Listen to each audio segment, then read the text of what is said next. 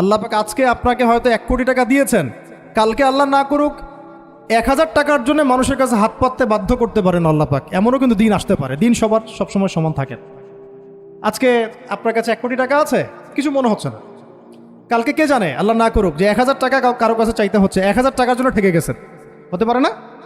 তো রিজিককে মানুষ তাজিম না করলে রিজিক দূরে চলে যায়। দুটো বিষয় খেয়াল রাখবেন, দুটো বিষয়। এক হচ্ছে মাঝে মাঝে মনের মধ্যে কিছু আমল করার ইচ্ছা আসে না? মনে হলো যে আচ্ছা একটু 10টা আয়াত পড়ি, মনে আসে না মাঝে মাঝে? এমন মনে হয় না? ওই সময় এই যে মনের মধ্যে যে এই ইরাদাটা জাগ্রত হওয়া, এটাকে আমরা বলি ওয়ারিদ। অন্য ভাষায় আপনি বলতে পারেন মেহমান। কি বলতে পারেন?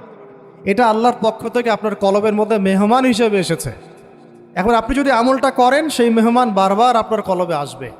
যদি আপনি ওই সময় আমলটা না করেন, মেহমান চলে যাবে, মেহমান অসম্মানিত হলে পরে আর আসবে না।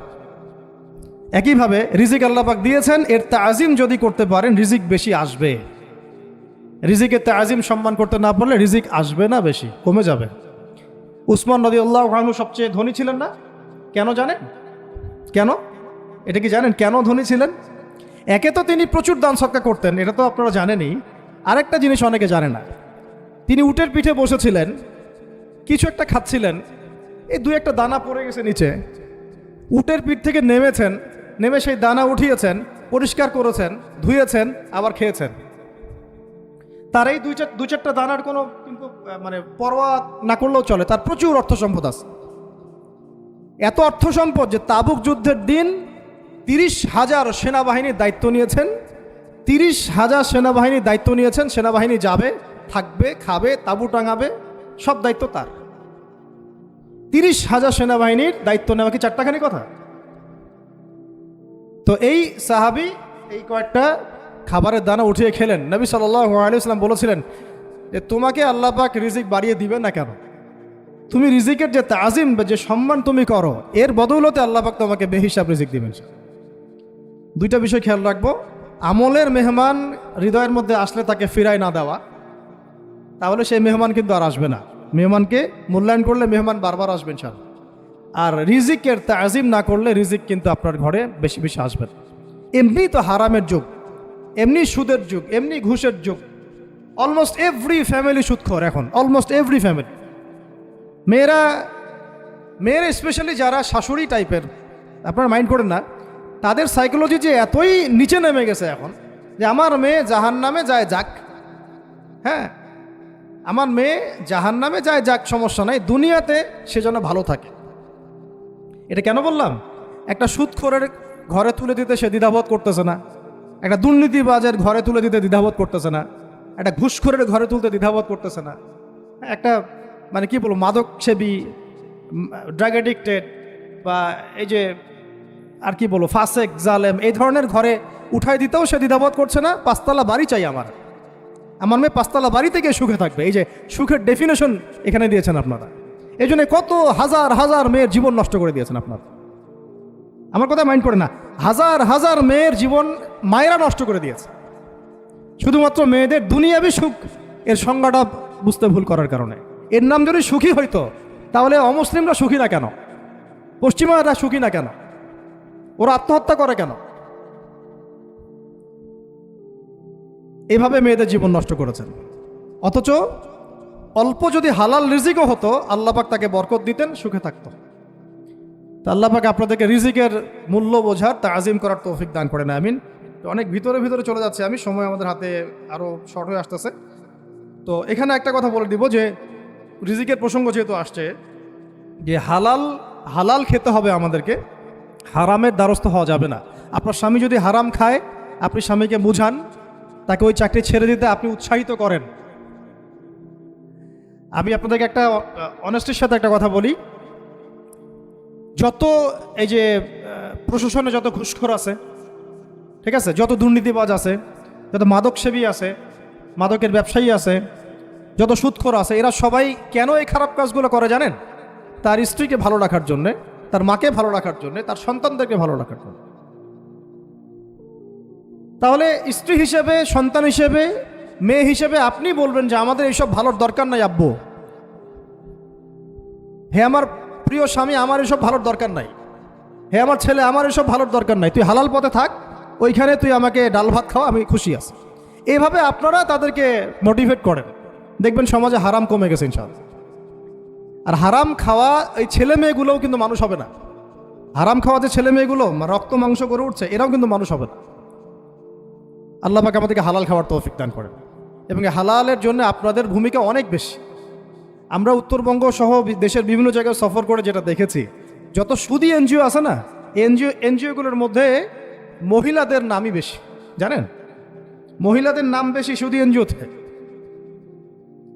তো এই দাওয়াতগুলো আমরা মা বোনদেরকে দিতে চাই যে কোনো অবস্থাতে যেন হারাম রিজিকের দিকে আপনারা না ধাবিত হন, এবং রিজিকের তাজিম করেন, পরিবারের মধ্যে হৃদ্যতা ভালোবাসা বজায় রাখেন, একে অপরকে বিশ্বাস, সম্মান এবং শ্রদ্ধা করেন। ইনশাআল্লাহ তাআলা আপনাদের পরিবারও সুখী হবে, রিজিকও সুন্দর হবে, এবং রিজিকে বরকত হবে ইনশাআল্লাহ। এরপরে আমি আর দু একটা পয়েন্ট নোট করেছি, বলে শেষ করে দিচ্ছি যে এটা স্পেশালি আমি আমাদের ওইসব দিনই বোনদেরকে বলতে চাচ্ছি যে বোনেরা এখনও বিয়ে শাদী করেন নাই। সেটা হচ্ছে যে বিয়ে করার আগেই দিনের বেসিক লেখাপড়া শেষ করেন। এত পাগল হওয়ার দরকার নেই। চরিত্র হেফাজত হচ্ছে না, রোজা রাখেন, ঠিক আছে? দিনই পড়াশোনা আগে শেষ না করে বিয়ে করতে যায় না। বহু আলেমা যারা মাদ্রাসা লাইনের ছাত্রী ছিল, দিনই পড়াশোনা শেষ না করে বিয়ে পিড়িতে বসার কারণে কেরিয়ার ধ্বংস হয়ে গেছে। বিয়ে পরে করেন, আগে পড়াশোনাটা, তুলনামূলক পড়াশোনাটাকে শেষ করে নেন। তুলনামূলক পড়াশোনা শেষ করতে 18 থেকে 20 বছর বেশি লাগে না। যদি আপনি শুরু থেকে শুরু করেন, একদম 18 থেকে 20 বছর হতে হতে আপনার পড়াশোনা মোটামুটি শেষ হয়ে যাবে। আর যে সাবজেক্টগুলো বললাম আমি, ওইগুলোই বেসিক পড়াশোনা। এখন এটা হয়তো সবার ভাগ্যে নসিব নাও হতে পারে, সেক্ষেত্রে বিকল্প অপশন আমরা যাব। কিন্তু আগে মূলনীতি হচ্ছে একটা লেভেল পর্যন্ত পড়াশোনা করার পরেই বিয়ে করেন, কারণ বিয়ের পরে আপনার যত রেসপন্সিবিলিটি আসবে, এটা তখন পড়াশোনা মেনটেন করা এতটাও সহজ না, প্রায় অসম্ভবের পর্যায়ে পড়ে যায়। আর দু একটা বাচ্চা কাচ্চা হয়ে গেলে তো তখন আর কোনো কথাই নেই। তাহলে আপনারা কি আমাদেরকে আয়েশা রাদিয়াল্লাহু আনহার মতো একটা প্রজন্ম দিতে পারবেন না? যদি এটা আপনাদের উদ্দেশ্য হয়, সেক্ষেত্রে কি পড়াশোনা শুরু থেকে করা উচিত না? এখন এই সুযোগটা আমাদের সব বোনদের সামনে হয়তো থাকে না, এই জন্য আমরা বললাম যে বিকল্প অপশনগুলোতে আপনারা দিন শেখার চেষ্টা করেন। আর এরপরে যখন বিয়ে করবেন, পড়াশোনা মোটামুটি শেষ হয়েছে, বিয়ে করবেন, এখন 18-20 বছর বয়স হয়ে গেছে, এখন আল্লাহর ওয়াস্তে দুনিয়াবি বিষয়কে সর্বোচ্চ অগ্রাধিকার দিয়েন না। আজীবন পস্তাবেন, এবং একবার পস্তানো শুরু করলেই পস্তানো আজীবনও শেষ হবে। তখন মেইল করে মেসেজ করে কোনো লাভ হবে না, কারণ আপনি বিয়ের আগে দিনকে প্রাধান্য দেন নাই, বরং দুনিয়াকে প্রাধান্য দিয়েছিলেন। আপনি বিয়ের আগে দিনকে প্রাধান্য দেন নাই, বরং দুনিয়াকে প্রাধান্য দিয়েছেন। যখন আপনি সবসময় পরকালকে, আল্লাহকে, তার রাসূলকে প্রাধান্য দিবেন, দিনকে প্রাধান্য দিবেন, দুনিয়া আল্লাহই গুছিয়ে দিবেন। আর যখন আপনি দুনিয়াকে সর্বোচ্চ অগ্রাধিকার দিবেন, দিন আপনার কাছ থেকে দূরে সরে যাবে। দিনের একটা গায়রত আছে, একটা ব্যক্তিত্ব, দিনের একটা স্বতন্ত্র গায়রত আছে, সে সবার কাছে ধরা দেয় না। যে তাকে মূল্যায়ন করে তার কাছেই দিন আসে, যে তাকে মূল্যায়ন করে না তার কাছে দিন আসে না। দিনদার ছেলেকে প্রাধান্য না দিয়ে বিয়ে করতে যায় না, জীবনটা ধ্বংস হয়ে যাবে। হ্যাঁ, আমি বলছি না দিনদার ছেলে মাদ্রাসাতেই থাকে, না, ইঞ্জিনিয়ার লাইনেও থাকতে পারে, ডক্টরও হতে পারে, ইঞ্জিনিয়ারও হতে পারে, কিন্তু এটা বাহ্যিকভাবে এটাকে জাস্টিফাই করাটাও ডিফিকাল্ট। কিছু কিছু ক্রাইটেরিয়া দেখে আপনি একটু আন্দাজ করতে পারেন, পুরোপুরি হয়তো কখনোই বুঝতে পারবেন। সেটা হচ্ছে দিনের প্রতি তার ফিকির কেমন, দিন নিয়ে তার কাজ কেমন, তার লাইফস্টাইল কেমন, তার পরিবার কেমন, কোন পরিবেশে সে বড় হয়ে উঠেছে, তার একাডেমিক্যাল সার্টিফিকেট কেমন, তারপরে তার দাওয়াতের মেহনতে অ্যাক্টিভিটিস আছে কিনা, বা ব্যবসা হালাল কিনা, বা চাকরিটা হালাল কিনা, নামাজ ঠিক আছে কিনা, তার মধ্যে সুন্নাহ আছে কিনা, এগুলো কিছু কিছু বাহ্যিক সাইন যেগুলো দেখে আমরা একটা আইডিয়া নিতে পারি। তারপরে বলবো যে এখানে 100% আপনি এনশিওর হতে পারবেন, ওইটা আল্লাহ পাকের হাতে। ওইটাও যদি এনশিওর করতে চান তাহলে কি করতে হবে? তাহলে নিজেকে দিনদার হতে হবে। আমি নিজে যদি ভালো দিনদার হই তাহলে ইনশাআল্লাহ আল্লাহ পাক আমাকে দিনদার স্ত্রী দিবেন। নিজে দিনদার না, তাহলে কি রেডিমেড দিনদার ছেলে আসবে? কখনই আসবে না। দোয়া করতে হবে, রব্বানা হাব লানা মিন আজওয়াজিনা ওয়া যুররিয়াতিনা কুররাতা আয়ুন ওয়াজআলনা লিল মুত্তাকিনা ইমামা। দোয়া করতে হবে যে রব্বি হাবলি মিনাস সালিহিন, রব্বি হাবলি মিল্লাদুনকা যুররিয়াতান তাইয়্যিবা ইন্নাকা সামিউদ দুআ। এই বিষয়গুলো থেকে খেয়াল রাখবেন।